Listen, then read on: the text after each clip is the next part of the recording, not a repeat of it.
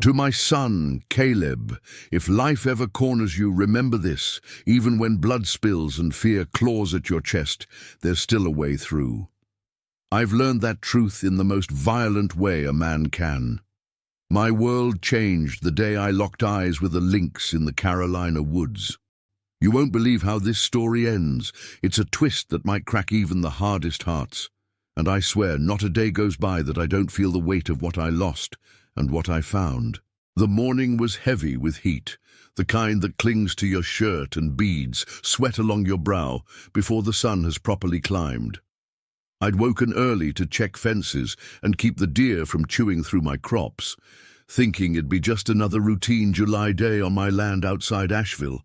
The cicadas were already screaming in the trees, and the air smelled sharp and green, like grass split open by the sun. My boots squelched in the damp soil as I moved between rows of corn taller than my head, the leaves hissing softly when the breeze passed through.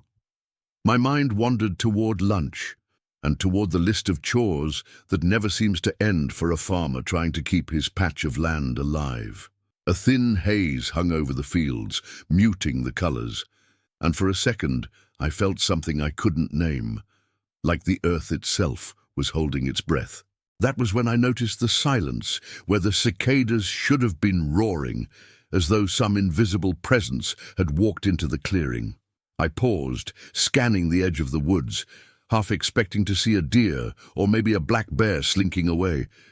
But what I saw instead were shallow prints in the soft dirt, the pads wide and round, the claws sharp enough to draw blood from the earth itself.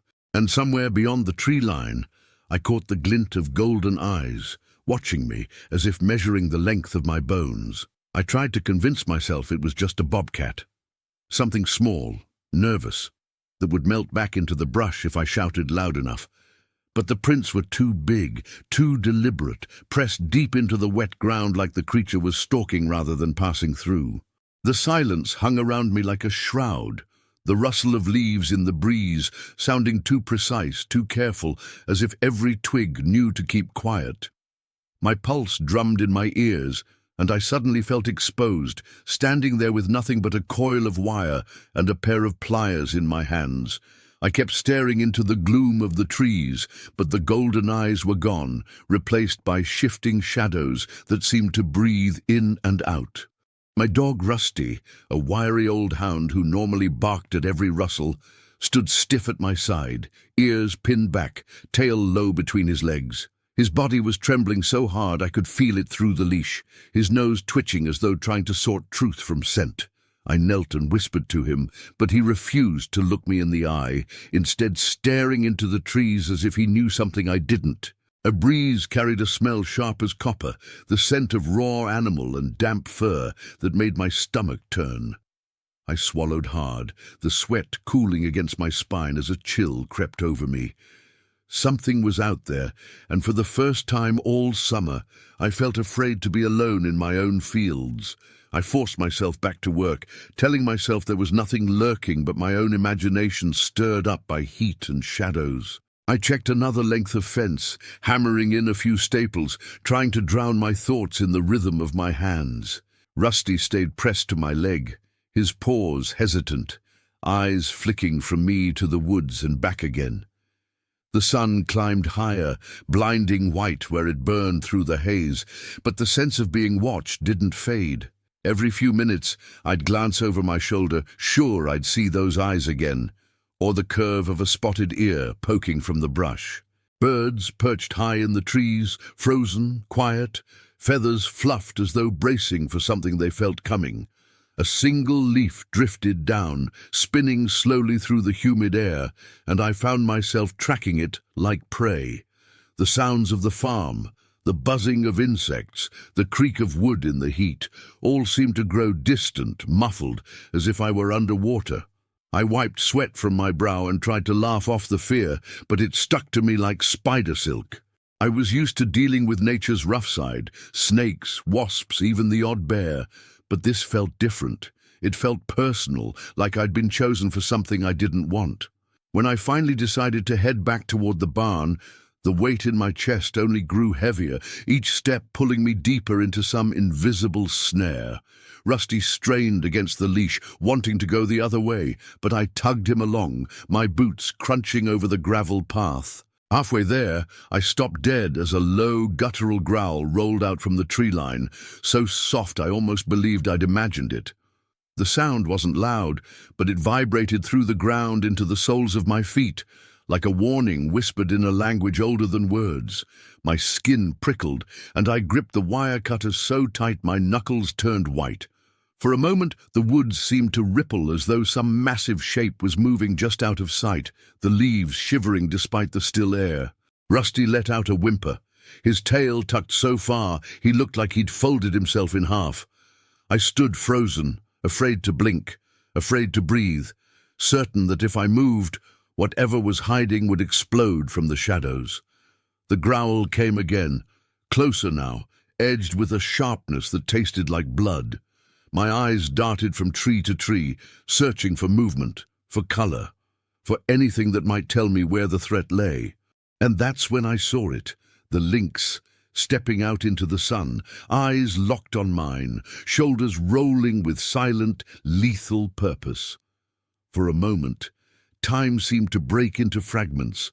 My eyes locked on the creature emerging from the shadows like smoke come alive.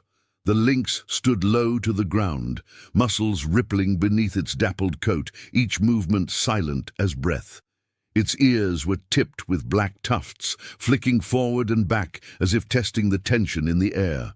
The gold in its eyes glowed fierce and wild, pinning me in place, making me feel like a deer caught under headlights.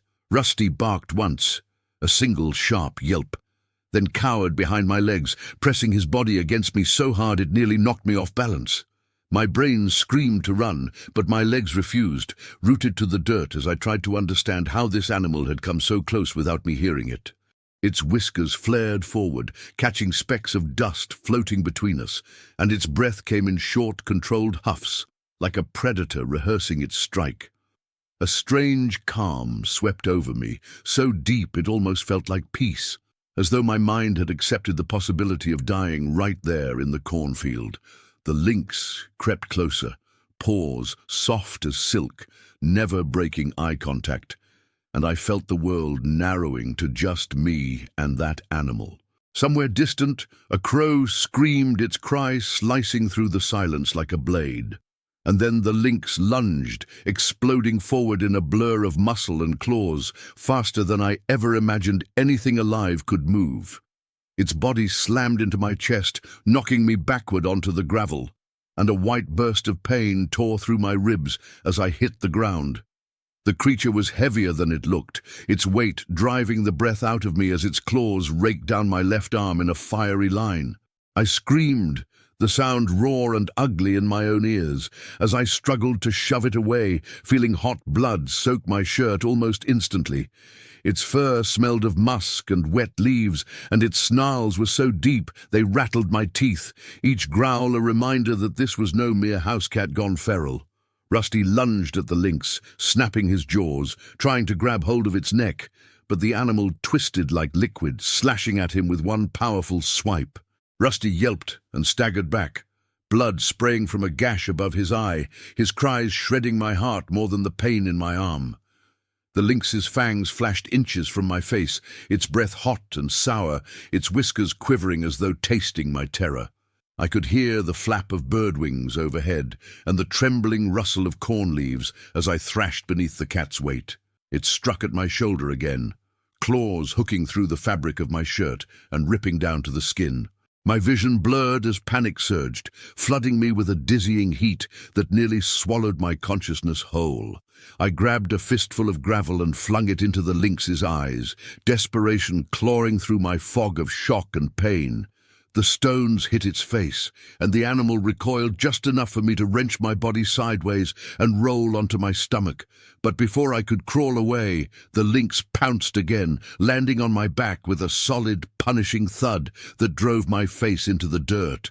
My breath wheezed out in a broken gasp as claws dug into my shoulders, pinning me as easily as a hawk pins a rabbit. I felt its teeth graze the side of my neck, hot drool slicking my skin, and the terror that rose in me was primal, older than language. My ears rang with a high, shrill whine as I tried to think of anything besides the searing agony in my flesh.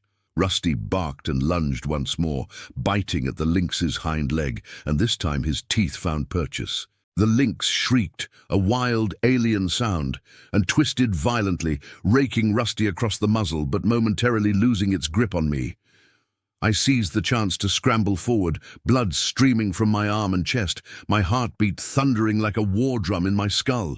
Stones cut into my palms as I crawled, my breath sobbing in and out in ragged bursts. But the lynx wasn't done with me yet. It launched at me again, claws outstretched, slamming into my side and rolling me onto my back with bone-jarring force.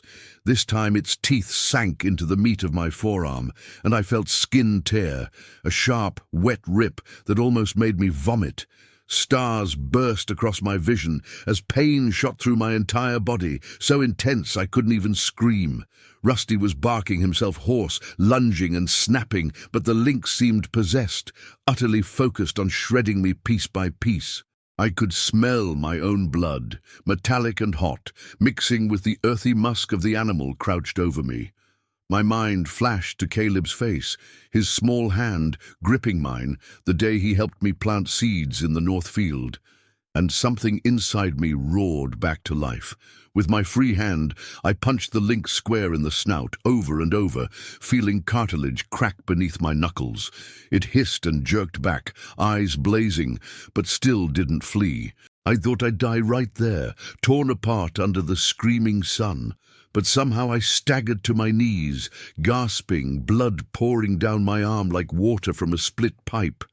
And in that split second, the lynx paused, staring at me with an expression almost thoughtful, like it was weighing whether I was worth finishing off or letting go. I don't remember much of the moments right after that stare down, except stumbling toward the house, half blind with blood and dust. My body felt foreign, every nerve on fire, and the silence of the fields seemed to roar in my skull like an ocean. Rusty circled me, whining, blood streaked through the fur around his eye, his tail wagging weakly as if he couldn't believe we were both still alive. I remember the taste of copper in my mouth and the sickly warmth of blood dripping off my fingertips, splattering the porch steps like red rain. I staggered through the door, leaving smears on the frame, and grabbed the phone with trembling hands, trying to force my voice steady enough to tell the operator where I was. My vision pulsed black at the edges, and I heard myself say the words, "Lynx attack," as though someone else was speaking through me. I collapsed on the kitchen floor, Rusty pressing his body against mine, his soft whimper the only sound in the room. When the paramedics arrived, they found me half-conscious, with Rusty growling low at anyone who tried to touch me. As they lifted me onto the stretcher, I stared at the ceiling fan spinning above, counting the blades, wondering if I'd ever walk my fields again without feeling those eyes on me. The last thing I remember before the doors slammed shut was Rusty's muzzle resting on the edge of the porch, ears flattened, eyes locked on the tree line. The hospital smelled like antiseptic and stale coffee, the air too cold and bright under harsh fluorescent lights that buzzed like trapped wasps. My arm was shredded in long, angry lines, deep enough that the doctors worried about nerve damage and infection, stitching layer after layer while I bit down on a rolled-up towel. Every needle prick felt like fire, and the pressure of bandages wrapping my arm made me want to scream.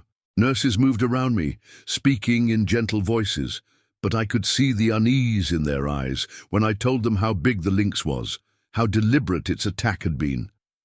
I stayed in that bed for nearly a week, drifting in and out of sleep, haunted by flashes of gold eyes and the sound of claws tearing into flesh. At night, I'd jerk awake, heart racing, certain I could hear a low growl curling through the shadows of the room. More than once, I reached out to pet Rusty only to find the space beside me empty, my fingers clawing at sheets instead of fur.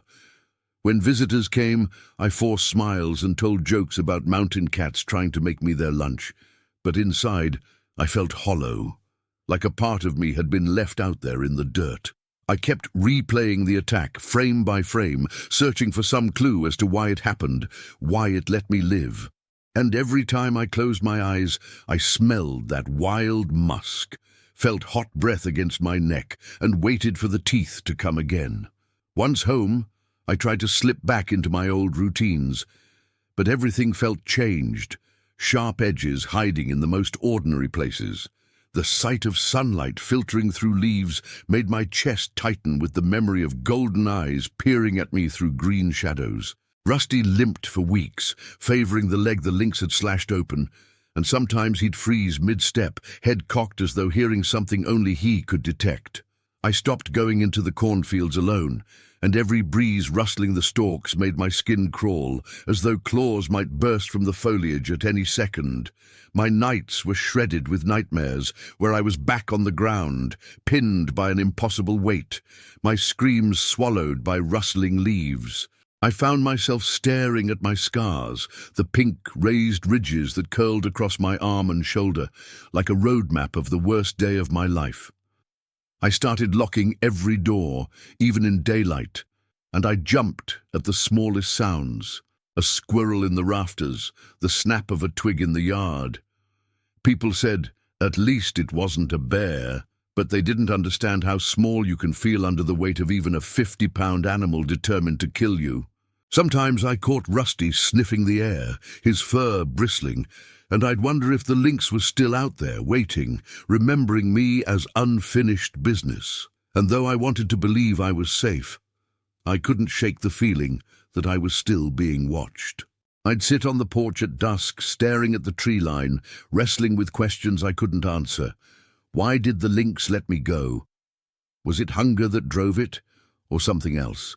In quiet moments, a part of me felt almost grateful to the animal for sparing me, for teaching me how quickly life can slip away and how precious every breath truly is. Yet another part of me burned with anger, reliving the searing pain, the terror, the sound of my dog screaming. Friends and neighbors wanted to talk about vengeance, about traps and rifles, but the thought of hunting that lynx twisted my gut in a way I couldn't explain. I'd remember its eyes in that final moment, how it seemed to pause, as though deciding whether I deserved to die or be set free. The woods no longer felt like home. They felt like a cathedral where I'd seen something sacred and violent all at once. On nights when sleep refused to come, I'd find myself pacing the porch, listening for footsteps in the underbrush, convinced that the lynx might return. One evening, as the fireflies blinked open like tiny lanterns, I whispered into the dark, telling the lynx I forgave it, not because it deserved it, but because I couldn't carry the weight anymore. And though the shadows held no answer, the breeze through the leaves felt, for a moment, almost like an exhale of peace. Months passed before I could set foot near the edge of the woods without feeling my pulse thundering in my throat. I took to tending the fields closer to the house, leaving the deeper cornrows and the tangled border of trees to grow wild. My neighbors started coming around more often, asking if I'd seen the lynx again, offering to help me track it, but I always told them no, that it had probably moved on. Part of me wanted to believe that, to imagine the cat slipping back into the mountains, leaving me to rebuild my life in peace. But I couldn't shake the sense that the creature and I were bound now, as though some invisible thread connected our fates. Rusty stuck closer than ever, his limp fading, though the scar above his eye would always show a thin pink line under the fur. On quiet mornings, I'd watch him sniff the breeze, ears flicking, as if searching for a presence neither of us could name. The scars on my arm itched sometimes under the sun, reminding me that the past was never as far away as I liked to think. I caught myself speaking to the shadows sometimes, half hoping the lynx might appear so I could look it in the eyes one more time. Because part of me needed to know if it remembered me, too. One late autumn evening, I found myself standing by the fence where the corn meets the woods. The sky lit orange and purple with the setting sun. The trees were bare, their branches clawing at the sky like dark fingers, and the cool wind carried the faint smell of damp leaves and soil. I heard a rustle in the brush, soft but deliberate, the kind of sound that makes every hair on your arms stand up. Rusty froze beside me, his nose twitching, but instead of growling, he simply stared, as though he understood something I didn't. And then, from the shadows, I saw those eyes again, golden, steady, watching me the way they had on that day, neither hostile nor afraid. The lynx stepped out, leaner now, a new scar tracing a pale line along its shoulder, and for a few endless seconds we simply regarded each other. My breath caught in my chest as memories flashed like lightning, the weight of it on my body, the smell of blood, the scream of birds overhead. But this time, the lynx made no move toward me, its tufted ears flicking gently as though listening for my heartbeat. Rusty whined low but didn't advance, as if he too recognized that this was something different. And in that silent exchange, I felt the strangest sensation, respect. I took one step closer, slow and careful, my boots crunching the fallen leaves, and felt no fear, only a curious sadness and something close to wonder. The lynx lowered its head, eyes never leaving mine, and I swear it almost looked tired, as though the wilderness itself had worn it down. We were two creatures scarred by the same violent moment, both of us changed, both of us searching for some kind of peace. I raised my hand slightly, not to touch it, but as if to say, "I see you." The lynx blinked, muscles rippling under its spotted coat, and then turned, gliding back into the undergrowth without a sound. Rusty sat beside me, tail thumping softly as if in approval, and I let out a breath I hadn't realized I was holding. The sky deepened to twilight, and the first stars appeared, cold and sharp, watching from a distance. I stood there long after the lynx was gone, feeling both emptied and somehow full at the same time. And for the first time in months, I realized I didn't hate the woods anymore. In the days that followed, I kept replaying that silent meeting in my mind, trying to decipher what it meant. Part of me believed the lynx came back to finish what it started, only to decide I wasn't prey after all. Another part thought it was simply a wild animal following its instincts, and I'd been caught in the crossfire of hunger and territory. But in my heart, I knew there was something deeper in its eyes, a flicker of recognition, of memory, as though it too carried the weight of that day. I started walking my fields again, little by little, always wary, but no longer paralyzed by fear. The scars on my arm became something I showed my neighbors when they asked, telling them it was proof that life could cut you to the bone and still leave you standing. I found myself gentler with Rusty, grateful for his loyalty, for the way he'd bled to protect me. I began writing my story down, hoping Caleb would read it one day and understand how fast the world can change, and how sometimes the things we fear most become the teachers that shape who we're meant to be. Now, when I stand at the edge of my fields and look into the woods, I don't see a monster waiting to strike. I see a creature driven by the same fierce will to survive that lives inside me. The lynx didn't just scar my flesh, it peeled back the layers of my life and forced me to look at what mattered most. I've learned that fear can keep you alive, but forgiveness is what lets you truly live. The sun still rises over my fields, the cicadas still sing, and the shadows still shift among the trees, but I no longer dread what might be hiding there. I know now that life is equal parts brutality and grace, and sometimes the line between the two is as thin as a blade of grass. I started a small wildlife refuge on the edge of my property, a place for injured animals to heal, because I can't bear the thought of killing what tried to kill me. And sometimes, late at night, I whisper into the darkness, thanking the lynx for letting me go. Because that day, the lynx didn't just leave a scar on my body, it carved a truth into my soul.